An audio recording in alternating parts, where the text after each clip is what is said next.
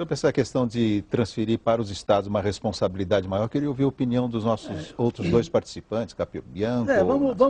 Vamos dialogar com o nosso assinante aí, né, nosso telespectador. Veja bem, da forma como o deputado Aldo Rebelo fala, está tudo maravilhoso, né? O código vai ser seguido, depois da tal da moratória, e tudo vai continuar funcionando bem, os estados vão finalmente estar envolvidos, os municípios também. Então, para que reformar o Código Florestal?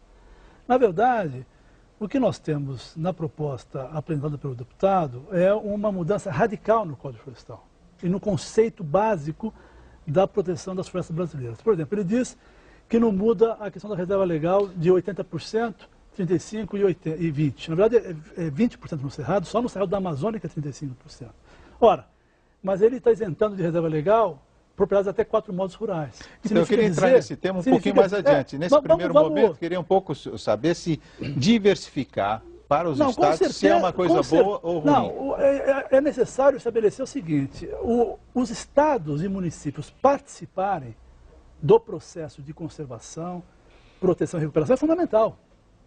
Mas o que ele está fazendo não é isso. Ele está transferindo para os estados e municípios a competência, inclusive, de definir, sim, os limites das áreas de proteção, inclusive isso. Então, na verdade, nós vamos ter uma situação muito diferente do que ele disse.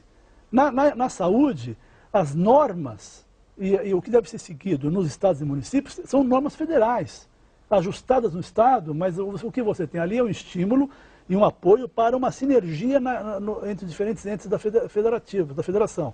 Neste caso, não, nós estamos transferindo, literalmente, inclusive, o poder de definir a amplitude, inclusive, da área de proteção aos municípios. Aliás, o Estado de Santa Catarina fez isso unilateralmente, está uma discussão no Supremo Tribunal, está uma discussão no Supremo, porque ele justamente fez isso. Ele mudou a legislação, alterando a quantificação, a metragem, inclusive, de proteção da APP, da Área de Proteção Permanente na margem de rios, e isso está sendo objeto de uma discussão de constitucionalidade. Nassar. Eu, na verdade, Tonico, eu acho que quer dizer, passar para os estados, eu acho que faz sentido, tá certo? Eu acho que os estados, eles têm que ter mais responsabilidade nesse processo. E eu acho que, inclusive, para mitigar um pouco esse negócio que o Capobianco está falando, você podia balancear, quer dizer, por exemplo, o governo federal, ele tem um instrumento de criação de reservas, por exemplo, certo?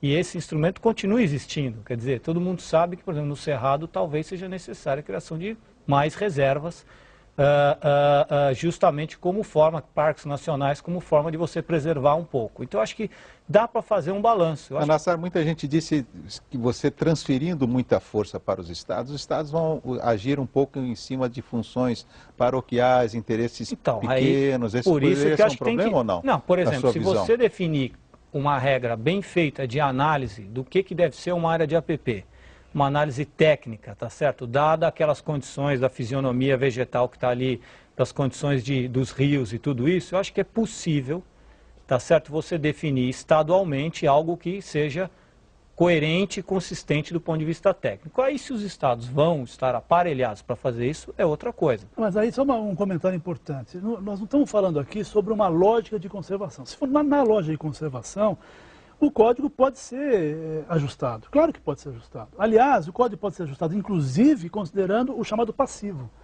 A situação de fato. Ou seja, nós temos uma situação hoje, no Brasil, de um contingente enorme de propriedades que estão irregulares, né? Então, você pode estudar e definir mecanismos para regularizar, para rever alguns princípios dessas exigências que não foram cumpridas, desde que isso não seja feito para quem fez o ano passado. Desde que tenha um marco, um corte histórico anterior. Mas você pode fazer. Você pode, inclusive, definir critérios científicos adequados para redefinir, inclusive, a área de proteção permanente. Nós estamos mesmo porque esse critério de faixas definidas, eles não são ideais do ponto de vista ambiental. Agora, o que não pode haver é isso ser trabalhado e cuidado por quem licencia. Esse é o problema. Quer dizer, o que acontece é o seguinte, nós não podemos ter uma guerra fiscal adaptada à guerra florestal no Brasil. Ou seja, o município A definiu que a sua APP é de 10 metros. 10 metros da margem do rio. O município B definiu que é 30 metros. Ora, então, quem está no município A, tá certo, tem mais facilidade de ocupar uma área maior e, portanto, você vai criar o que a gente chama de guerra fiscal florestal. Nós não Existe podemos isso, fazer Deputado? isso. O Capobianco não leu o relatório, ele está completamente desinformado. Lá no artigo... Não diga que eu não li, deputado, desculpe. Se leu, não leu o meu. Não diga que eu não li, só não diga aí. Então é o seguinte, eu vou lhe explicar. Não é verdade o que você está falando aqui. Não, mas que eu li isso bem. lá. Então leu mal. Você pode discordar de mim. Bem. Deixa eu lhe dizer. Primeiro que está estabelecido no projeto a metragem da área de preservação permanente para os rios. De 15 metros até 500 metros. Porque andar espalhando aí, não, o Rebelo reduziu para 7,5. O que eu dou ao Estado a possibilidade de reduzir de 15 ou aumentar um pouco ou até 7,5 é para córregos, riachos de até 5 metros de largura. Então muda. De até 5 metros de largura.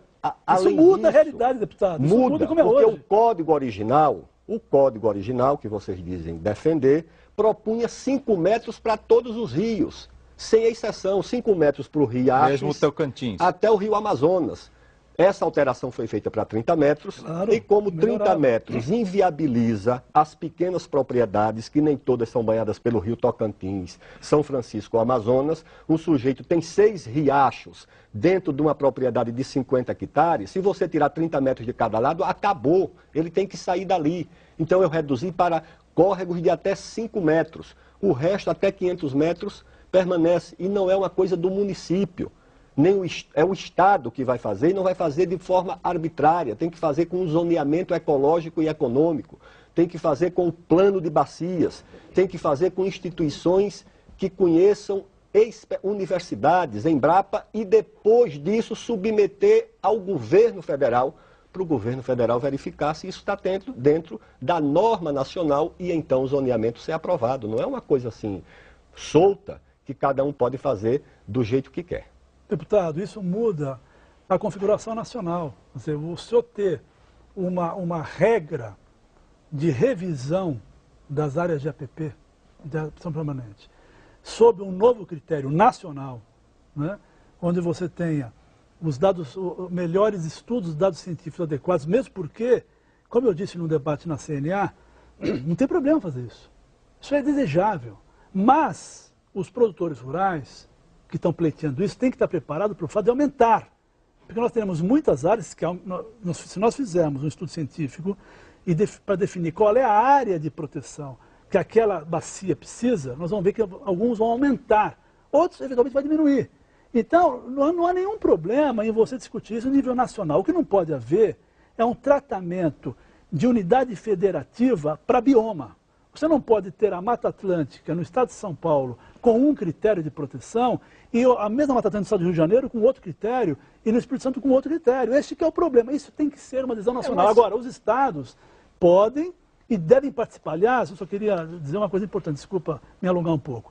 Quando o decreto da Mata Atlântica foi estabelecido, ele foi regulamentado estado por estado, pelo CONAMA, a partir de uma proposta feita exatamente pelos estados, considerando que os estados são entes fundamentais no processo. Agora, eles fizeram uma proposta de regulamentação que foi ajustada pelo Conselho Nacional do Meio Ambiente de forma a garantir continuidade. Eu não queria entrar em muitos detalhes, porque senão a gente vai se perder, porque nós temos vários temas aqui. Nós temos que ainda falar da suspensão das multas, temos que falar ainda das pequenas propriedades.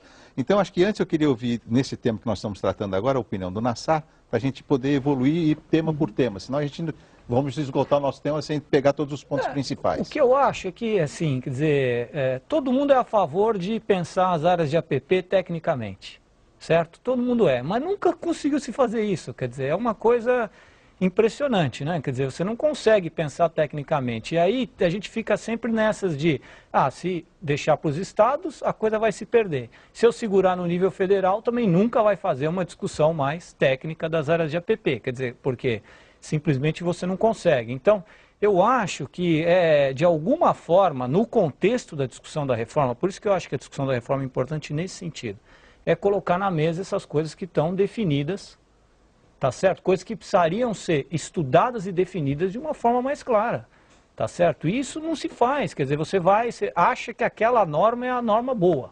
É só lembrando aqui quem está nos ouvindo que a APP é a área de proteção permanente, isso, que é aquela área obrigatoriamente de preservação permanente, que é a área que tem que ficar ali, não pode ser derrubada nas margens de rios, topos de morros, encostas, né?